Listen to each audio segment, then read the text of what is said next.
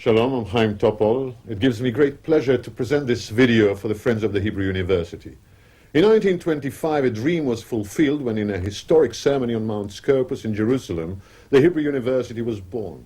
A dream of those who yearned for a state of Israel and who knew that when this came about, there would be a need for doctors, lawyers, educators, scientists, social workers, experts in agriculture, and, in fact, skilled people in all walks of life.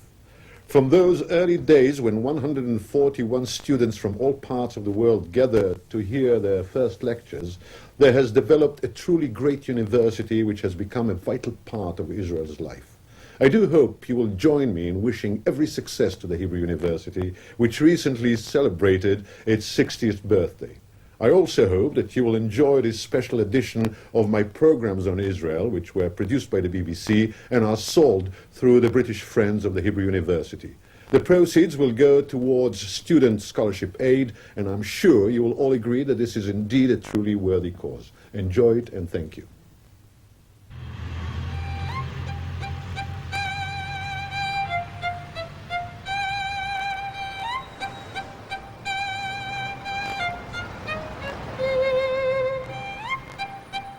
A fiddler on the roof sounds crazy, you know, but here in our little village, well, that's the last time I'll be saying those lines, at least for a while.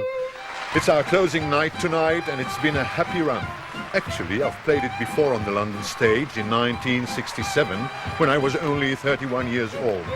But I have to admit that this time I enjoyed it even more. Probably because I found it easier to play Tevye. Well, now I'm nearer the right age.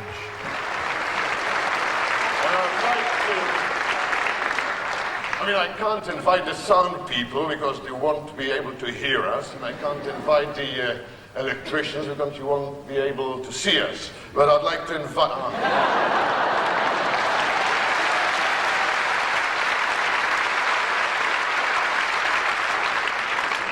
Ladies and gentlemen, I think that... Oh, sorry, forgot to think, and I apologize. The wonderful ladies with the torches who always...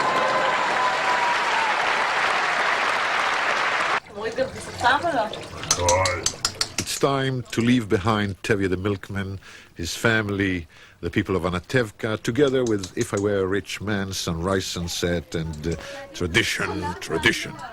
The tradition in my own family is that whenever a show ends and I have to shave off a beard or a moustache, I've always done it in front of my children, so they're not too shocked when they discover the real father.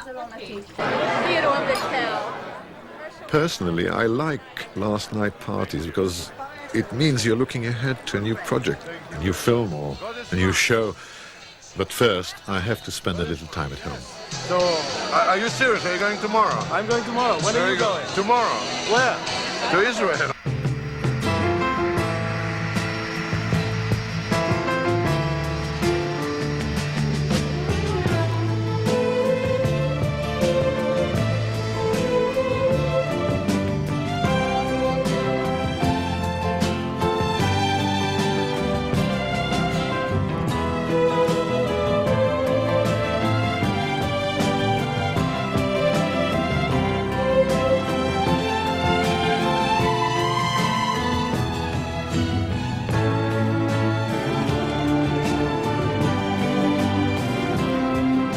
I know it may seem odd to you, but believe me, I've landed in many places hundreds of times, and there is nowhere in the world where people on the plane get such a sense of excitement as when approaching the shores of the Holy Land. I've been on flights where people have broken into song or started hugging each other, and it's not only Israelis or Jews.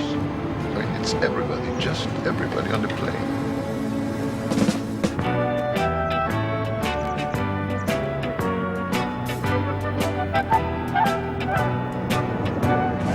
Just another warm and sunny day like every other. Just another day to stay without a care or bother. Daisies and anemones, prickly pears and olive trees, shepherds that follow the sheep from spring to spring. Wind upon your face and hair, radiant with sun and air, miles that vanish as you begin it to sing. one more song while driving along, away from the throng under the open sky. Troubles be gone while traveling on. Just follow the sun. Don't want to know why? Give it a try. What I'd like to try and do, if I may, is to take you along with me and show you some of the Israel I happen to know. We'll visit some of the places I love and probably meet a few of my friends. I just wish I could also bring you the wonderful smells of Israel, the orange blossom mixed with the sea breezes or the clean hot winds of the desert. But before we get carried away, let me try and put things into some sort of perspective. I know, judging from the amount of space we seem to take up in news bulletins, you would think Israel covered half the globe. Well, wrong. It's just a tiny strip of land on the eastern shores of the Mediterranean, which would fit into Britain about 12 times over. So, here we sit, about 4 million people speaking over 70 languages between us, and Hebrew, of course, and the climate, well, what more can I say? Just another warm and sunny day like every other. I think it'll be a good idea to go first to downtown Tel Aviv, where I grew up. And what a place the Florentine Quarter was. A very hard-working district where families of 3, 4 and 5 lived in one room just as we did.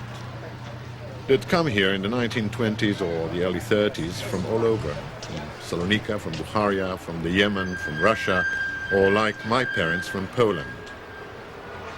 The air was thick with a dozen accents, the atmosphere rich with the aromas of the different national dishes, mixed with the smell from the workshops which lined the streets, the furniture makers, the upholsterers, the tinsmiths, the blacksmiths. The horses and the carts may have gone. Many of the workshops haven't changed a bit. Just the people have grown older, or more likely, it's the sons who now run the businesses. But after 40 years, it comes a little bit as a shock to realize that these grown-ups, or middle-aged, I should say, are the children I grew up with.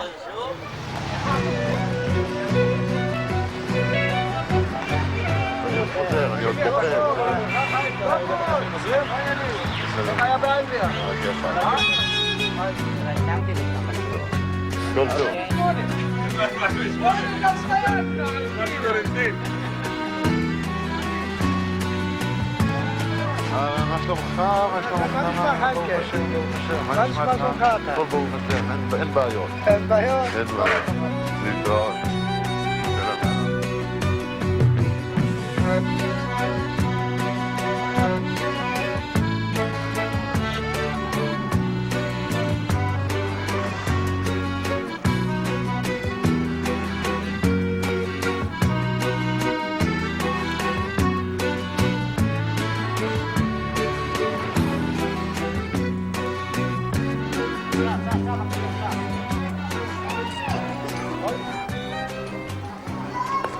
This was, for me, the center of the world when I was 5, 6, 7, 8, 9 years old. And on these steps of the transformer, we were sitting for hours and discussing the most important issues, like where do babies come from? And after long hours of arguments, we all came to the obvious conclusion that, what do you mean? From the belly button.